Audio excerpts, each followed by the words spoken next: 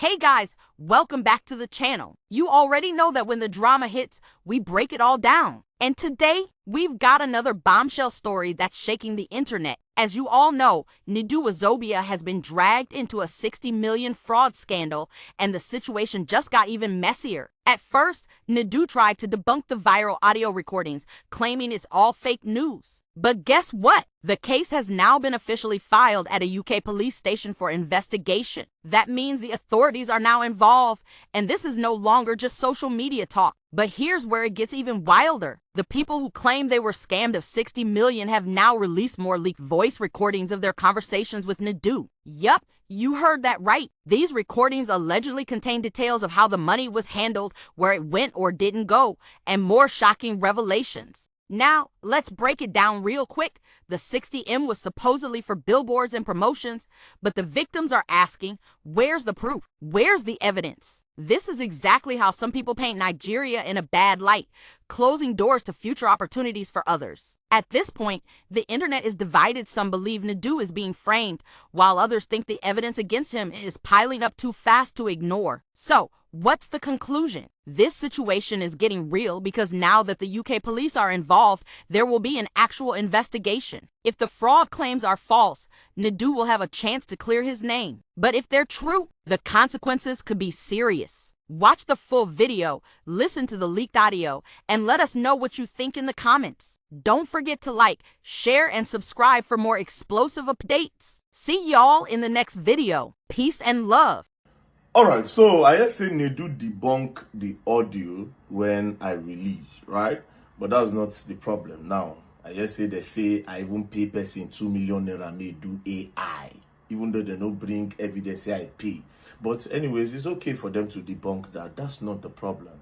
Now, while the people are debunking that, I told those people where I give you the 60 million, I tell them say me they report to the UK government. So that anytime when you come UK, then they'll invite you, like when they put pressure. So the reports don't come out.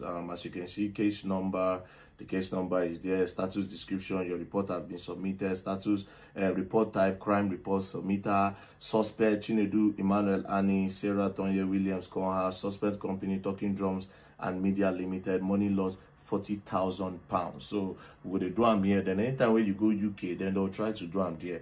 For now, it is still alleged, maybe you know drum. It's just that we have not seen the evidence, you know, like the billboard you collected money from, for the influencers you say you're gonna use and everything. And again, why did you use another account number outside the account number that these NGO people gave you?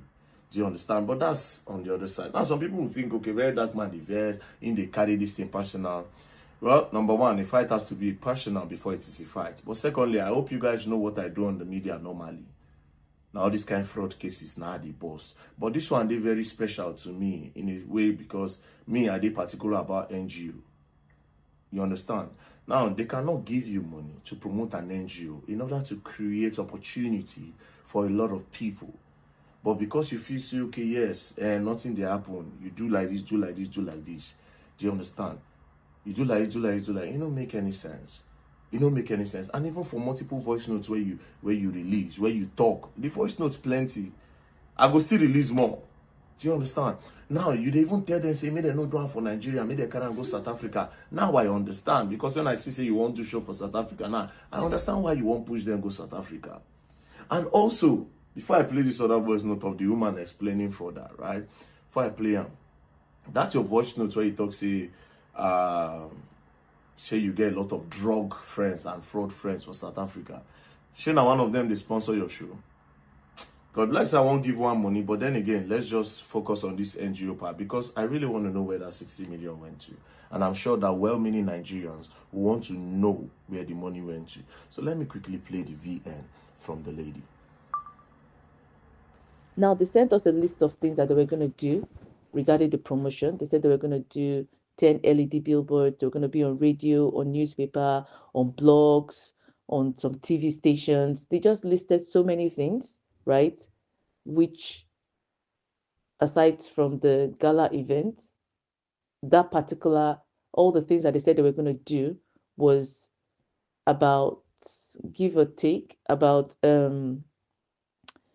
nearly £20,000 Nearly. It's not up to that. I think it's either 20,000 or nearly, right? We paid it in naira then. Luckily for us at that time, I don't know how to put it. Luckily or luckily, at that time, the conversion rate was about 1,100 and something, or 1,002, because we paid them over the course of a week. We had to change the funds. And when we paid them the first 40 million naira, which was, I think, about um which was nearly 40,000 pounds then, but it was not up to 40. I think maybe like 30, 35 or something thousand pounds. We told them that, can't they use this as the first thing? Because the total amount they gave to us was about 85 million naira. We now told them that we've paid you 40, which is nearly half.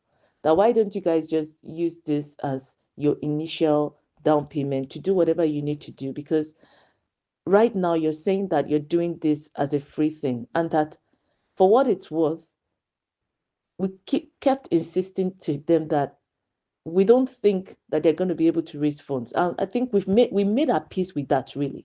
We did. Because when we said we wanted him to come to um to raise awareness for Lead for Good Africa, right? We did that understanding that this is a charity, right? We just want people to know this is what they are doing and what we are doing, and help their cause. But if you are now saying that you also have a charity, right, that you do, helping people to go to school and all of that, then we just want to raise awareness to that. So in this kind of things, you don't expect anything serious at first. So we were more actually interested in the publicity, in people getting to know what we're trying to do, and that we're trying to do it in Nigeria, right? Because the truth is, um, we felt like this would just be an opportunity for us to make that kind of difference. Remember, these students come for this scholarship. Either he raises funds for that scholarship or not, we will still be obligated to ensure that those students that he raised that awareness for, who came to his platform, will be able to take courses. It's very important to understand that distinction, because when we're trying to explain this to some people, they kept saying that he wanted to raise funds, right? And he could not raise it. Is that why we're upset? And we said, no, that's not why we're upset. We're upset because we knew we couldn't raise funds, not through the method he was trying to go about, but we were banking on the publicity. He told us he was going to get other people like him to promote this initiative. He did not do such a thing. Whatever he did was very, very, very, very lackluster, right? He just did it like, I'm not sure any of the people that even promoted this thing was paid anything, but he collected money for each one of those people he said he was going to get. He said he was going to get about 10 or 20 people, and we paid for each one of them. I think we paid, he said we're supposed to pay 500,000 naira for each of these people to just talk about this particular thing. But I don't think he paid anybody anything, right?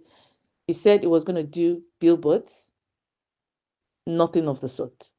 He said he was going to do radio, newspaper. He just sent us some things on radio. We don't know if they did anything or not. All we just know was that after a while, we were asked to come and pay a balance, of which, when he asked for that balance, he had not done any promotion. There was no billboard. He kept his manager, who is also a scammer. And this is one of the first times I'm meeting a female scammer, right? Because the way she turned was so dramatic. Before she collected the money, she was all, oh, yes, ma, yes, ma. After collecting the money, she became, how much did you guys even give? We're just managing. And I was like, seriously, you guys are managing? It was on the news when some people raised 50,000 pounds for a charity in Sky News in the UK. And you guys got nearly 50,000 pounds. And you are saying that you were just managing. Seriously? I couldn't even get over that. I couldn't even get over that. It was just like a film trick, honestly. Now, this whole thing was going on, and we kept saying, you said you were going to promote. Where are the billboards? Where are the newspaper ads? Where are the radio ads? Where are the blog posts? Nothing. Where are your celebrity posts that you said were going to be on Instagram? Nothing. And he kept saying they were working on it, they were working on it. Oh, we're just begging people to do it. Why are you begging people? I said, we had given Nedu this money before we saw the comedy he does. Because honestly, I don't know him. I actually don't know a lot of celebrities, which I think was to our detriment because we didn't know. And once he just showed us, oh, I have this number of followers, we're like, okay, well, people that have this number of followers normally are celebrities. So he must be a celebrity. But I didn't know him. I've never seen any of his works before. So one day, we decided to just sit and actually, Google him. And then we now saw some of his comedy, the one where he's the Hausa man that is always going after big bumped women. And I was like, oh, wow. Okay. Okay. Well, this is not exactly the kind of ambassador we would have wanted, but well, what is done is done. Let's make the best of what we can. Because when he told us about what he does, he talked about this podcast that he's on where they talk frankly. I think it's something like frankly speaking or something like that with some other people. And I remember speaking to his manager and saying that, when we give these funds, right, we understand that you're going to make money from it. And that we kept emphasizing that we're not pricing anything that you're giving to us because we understand that you're going to make money from it. You see, a lot of people are always looking at Nigerians as if, oh, well, they scam, they do a lot of things. And I say that I think the issue is that we're not aware that when we want to offer a service, it is okay to charge for that service. But it would be nice if what you're charging for that service is commensurate to the service that you're offering. Meaning that if we gave you these funds, right, and you promoted it really well, a lot of people heard about it. We saw it trending on Instagram. We saw the various celebrities who said we're going to be posting it. You were sharing it to our pages. They were sharing it on their pages. They were doing so many things like that. We saw the LED billboards. We saw the blog posts. We found a lot of people interacting with those blog posts, stuff like that. Honestly, we would have been quite okay because even after the whole thing, I remember that we spoke to him. We said, listen, we don't want to take this anywhere. We gave you this money. Why don't you at least get all those celebrities to say we're going to post it? Just get 20 of them to do, and we'll let this go. And he said, speak to my lawyers. That was what he said.